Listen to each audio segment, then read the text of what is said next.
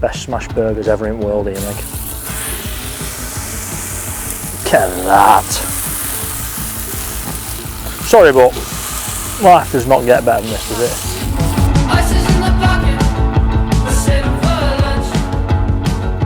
Oh, it's not just this weekend, it's the whole week's been fucking incredible.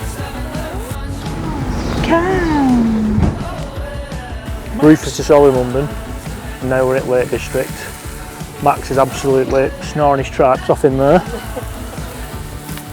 Doesn't get better than that, does it?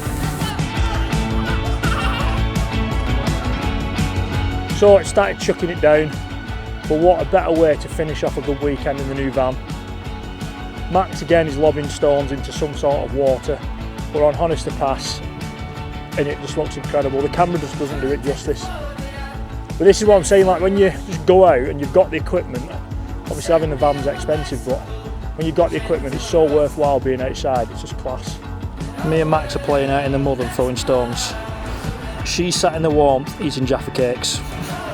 Absolutely class. How's he not cold, by the way, Meg?